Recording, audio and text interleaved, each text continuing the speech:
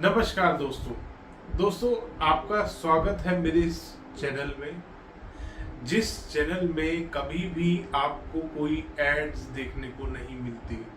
ये इकलौता ऐसा चैनल है वास्तुशास्त्र का जिसमें एड्स नहीं लगा रखी। मेरी टीम बहुत बार बोलती है कि सर आप अपने रेवेन्यू को बढ़ा सकते हैं एड्स लगाकर, और 10 सेकंड की, 15 सेकंड की, 20 सेकंड की एड्स में किसी को फर्क नहीं पड़ता।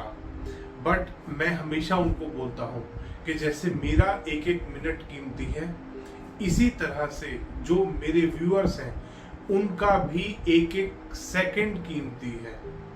तो इसलिए आपको इकलौता ऐसा वास्तुशास्त्र का चैनल है ये जिसपे कभी भी आपको ऐड देखने को नहीं मिलेगी। मैं कोई भी एड्स रन नहीं करता अपने चैनल पे। दूसरी सूचना कि मेरे जो कोर्सेज मैंने बंद कर रखे थे काफ़ी समय से, वो दोबारा स्टार्ट कर दिए हैं मैंने। ईमेल के माध्यम से ये कोर्सेज हो रहे हैं, ऑनलाइन जूम के थ्रू ये कोर्सेज हो रहे हैं। अगर आप भी ज्वाइन करना चाहते हैं, ज्वाइन करने में इंटरेस्टेड हैं, सीखना चाहते हैं रियल वास्तु कि सही वास्तु होता कैसे है, अगर आप भी लॉजिकल, साइंटिफिक और ऑथेंटिक वास्तु सीखना चाहते हैं तो नीचे डिस्क्रिप्शन बॉक्स में लिंक दिया गया है।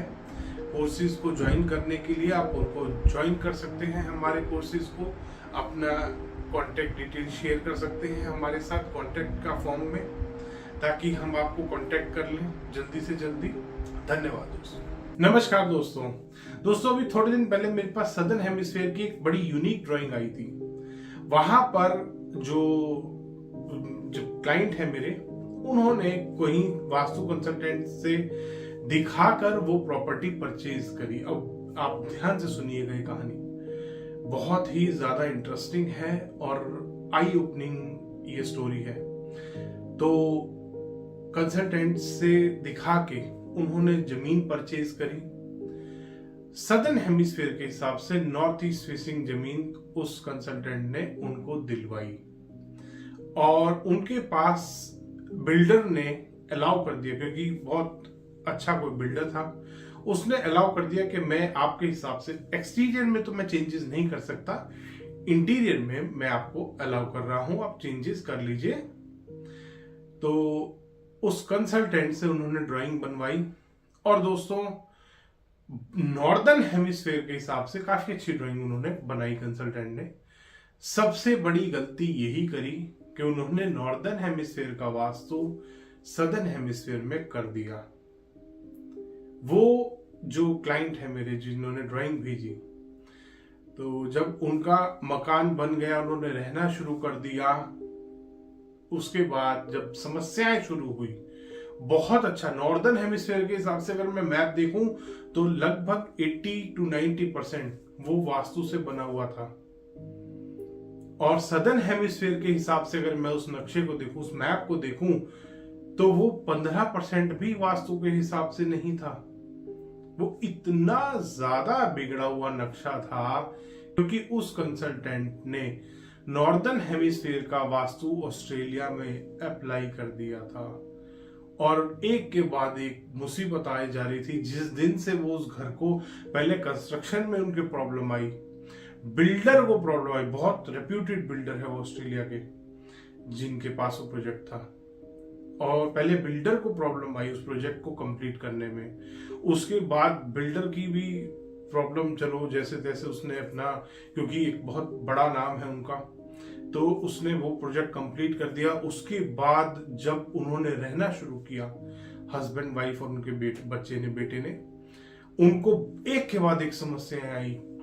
डिप्रेशन आ गया हस्बैंड को, हस्बैंड की जो हस्बैंड और वाइफ दोनों जॉब करते थे, काफी प्रॉब्लम्स आने लगी उनको जॉब्स में, बहुत ज्यादा ऑफिस में पॉलिटिक्स शुरू हो गई, वाइफ को तबीयत खराब रहने लगी, उनको काफी सीरियस इश्यूज रहने लगे हेल्थ के। इस तरीके की समस्याएं वो फेस कर रहे थे, और डे बाय डे उनके फाइनेंसेस और खराब होते जा रहे थे, बीमारियों में बहुत ज्यादा पैसा खर्च हो रहा था।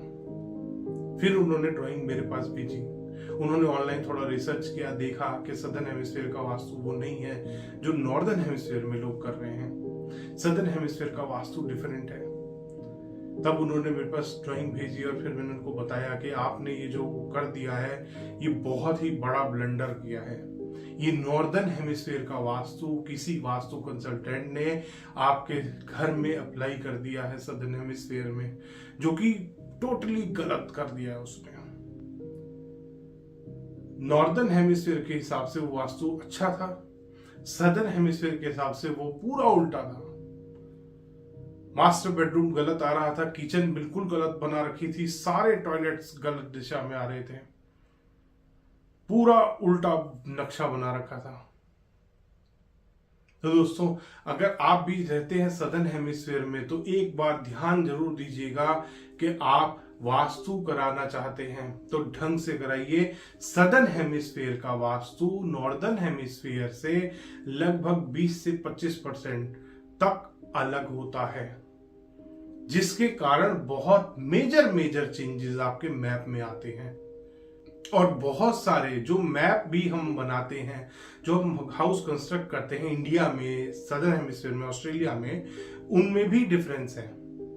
इंडिया में आमतौर पे घर के आगे खुला एरिया ज्यादा मिलता है हमारे को, यही सदर्न हेमिस्फीयर में, ऑस्ट्रेलिया में या किसी भी इंडिया के बाहर बहुत सारे कंट्रीज में, यूनाइटेड स्टेट्स में, कनाडा में हम विजिट करते हैं। इवन दुबई आप चले जाओ, यूनाइटेड अरब एमिरेट्स में चले जाओ, लंदन में चले जाओ, सारे जगहों पे आपको बैक साइड में ज्यादा एरिया मिलता है। उसको आपको बहुत ध्यान रखना है, क्योंकि वो मेन कारण बनता है स्टेबिलिटी का। अगर वो एरिया गलत तरीके से आपने डिजाइन कर दिया, यूनाइटेड स्टेट्स में मेरे क्लाइंट है, उनके घर पे विजिट किया था, परफेक्ट वास्तु से बना हुआ घर और साउथ डायरेक्शन में बहुत गहरा स्विमिंग पूल, क्योंकि वास्तु कंसल्टेंट ने एडवाइस ये कर दिया था। ऐसी मेजर गलतियां कर देते हैं लोग। इसी तरीके से अगर आप सदर्न हेमिस्फीयर में वास्तु करा रहे हैं तो आपको ध्यान रखना है कहां कहां आपका कितना स्पेस आ रहा है। इवन जब आपके सदर्न हेमिस्फीयर में, मैंने बहुत सारे जगहों पे देखा है, घरों में विजिट करते हैं, ऑनलाइन बहुत एडवाइस करते हैं कि दोनों घर के जो दोनों साइड्स में जगह बचती है, छोटी छोटी गली सी निकल रही होती है, स्पेस होता है वॉक करने का, वो एक साइड में थोड़ा ज्यादा होता है, एक साइड में थोड़ा कम होता है, वो भी आपको ध्यान करना है। वहां पे कोई आगे दीवार का सिस्टम नहीं है कि बाउंड्री वॉल का सिस्टम नहीं, आगे ओपन रहता है, उसको भी आपको प्रॉपरली देखना है। इवन लॉट की शेप से आप स्टार्ट करते हैं वास्तु करना।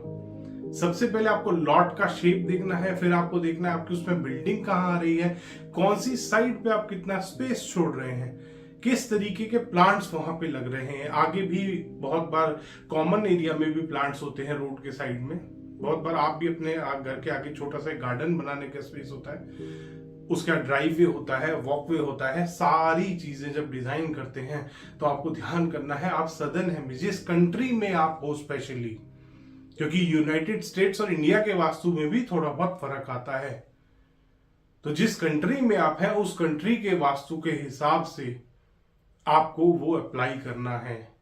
अदरवाइज आप कितना भी वास्तु करा लीजिए, आपको बहुत कम रिजल्ट मिलने वाले हैं।